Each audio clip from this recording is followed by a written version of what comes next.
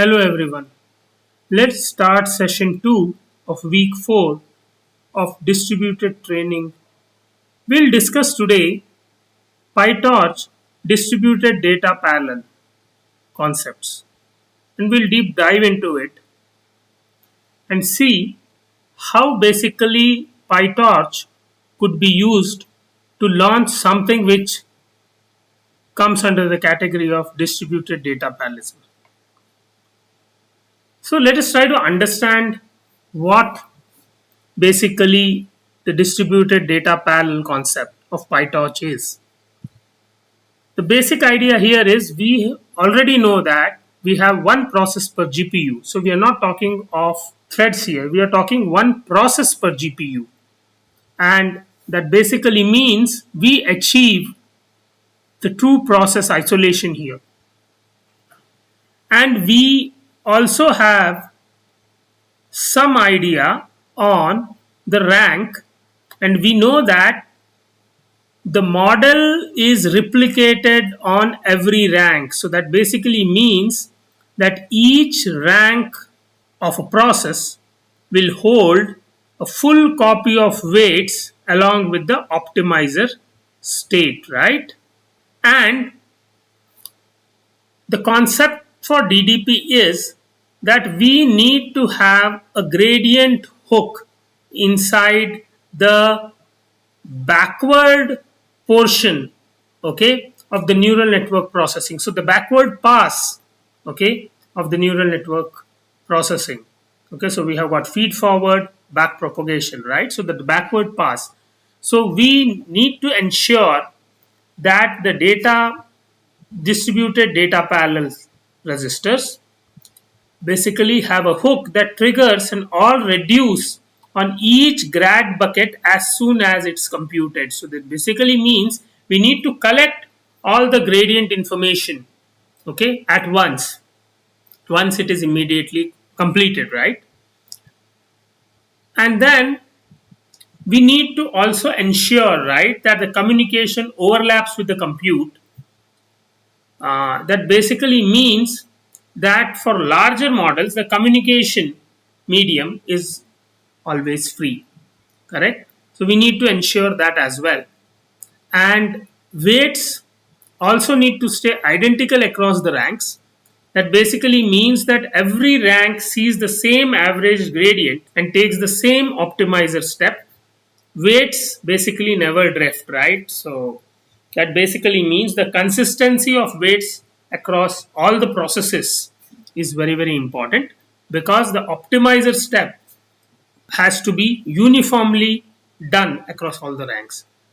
So the basic concept and one of the ideas here is that we will write a single GPU training loop, okay, and wrap that model as a distributed data parallel model, and we launch it with torchrun. That's it, as simple as that.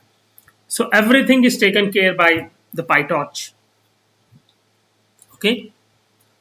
So one of the things which we should understand is that the single GPU training loop should be very, very consistent, should be very, very optimized, should be behaving according to our needs, and then we can actually implement it on a DDP type of framework, right, using the torchrun.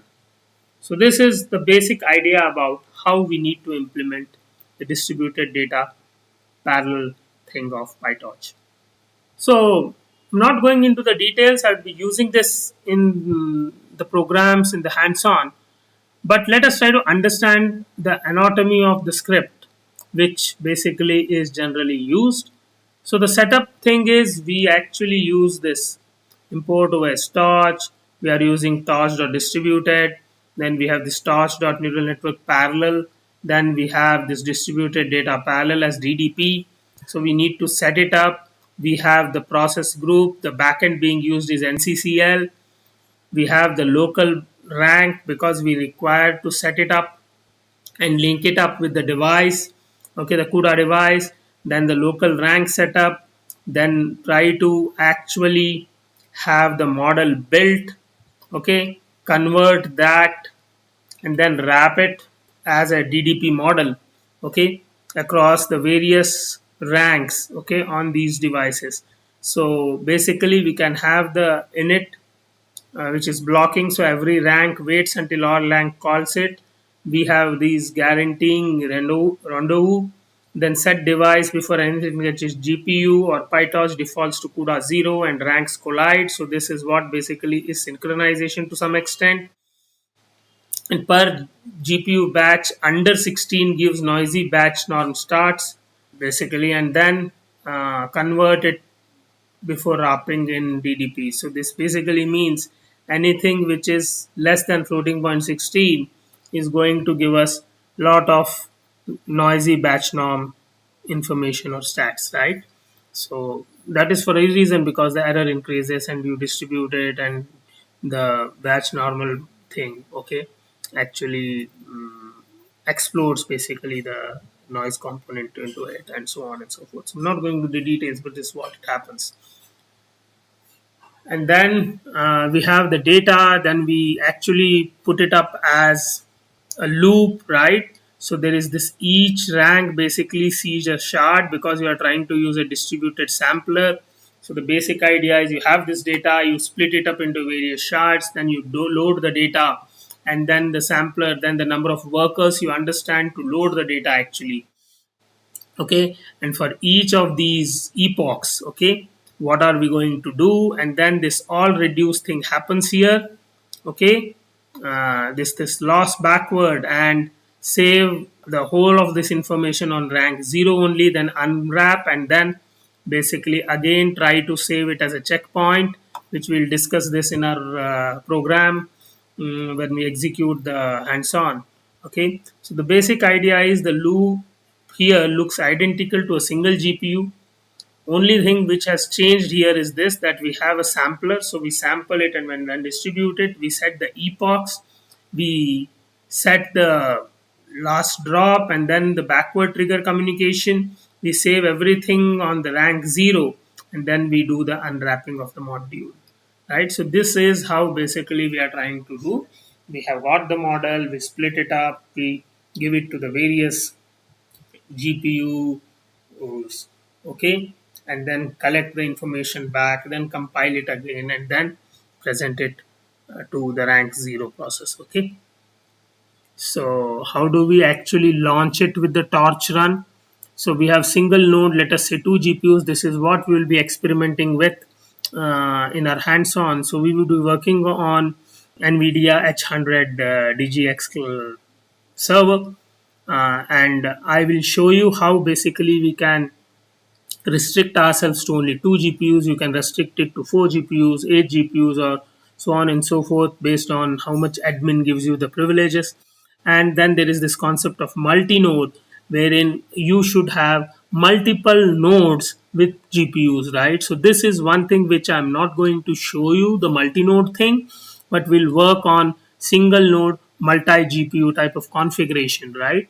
So here you see here, when you are using standalone on a single node with multi GPU, you use torch run standalone, right? And number of processes per node is 2. So we have 2 GPUs, so 1 process per GPU, right? You can vary this and see what is the performance change. Here you have number of nodes and number of processes per node. So this is a multi GPU, multi node, multi GPU system. This is a single node multi GPU system, right? So rank, we understand the global rank. Local rank means rank within this node, okay, which is basically for a specific GPU. World size basically means total processes across all the nodes. And master address per port is the host name port of node 0, okay, or in our case it will be rank 0 process running on GPU 0, okay, if there are only 2 GPUs. So NCCL debug is information about the errors and the logs and whatever, okay. So these are certain environment variables which we would be using, and this is how we are going to actually see and launch, okay, the programs using torch run. So let's try to understand how distributed data parallel actually increases the memory footprint, right? So when I say there are two rank processes, so there means there are two processes, rank 0 and rank 1, let us say.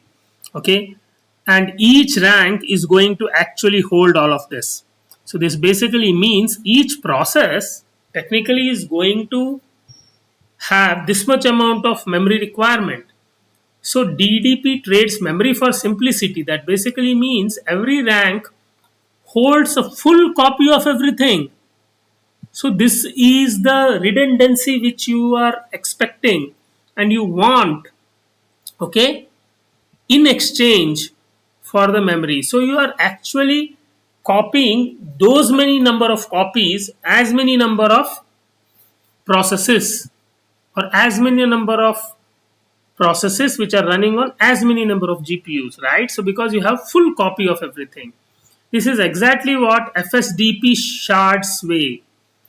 Worth seeing the cost explicitly. So let us try to understand this. What does it mean? The basic idea is when we work with DDP, so the distributed data parallel model of PyTorch, okay, each rank holds a full copy. So per rank memory, okay, for a 7 billion model with optimizer which is Adam, and we are having FP32, okay, data, okay. So that basically means my model weight is 14 GB, gradients is 14 GB, optimizer state with floating point 32 is somewhere around 56 GB, and activation, it depends on the batch, actually varies between 10 to 40 GB. So total memory is somewhere in the range of 84 to 124 GBs for a single GPU. And if you are using n GPUs, so n rank, because one process is considered one rank and it runs on one GPU. So you have to multiply it across those many GPUs. So this is why DDP is the default only while the model fits comfortably. That basically means the optimizer state alone 4x the weight size for Adam optimizers dominates, and it's fully duplicated on every single GPU. So this is a very, very huge memory footprint. Okay, so let's try to understand. But since we are trying to learn the distributed training, we are trying to use this to begin our things. Okay,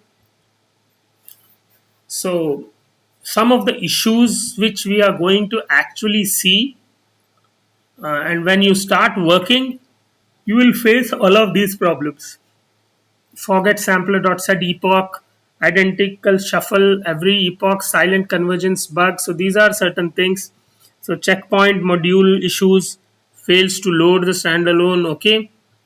Batch normalization with small per GPU batch. So less than 16 will give the noisy batch norm values, right?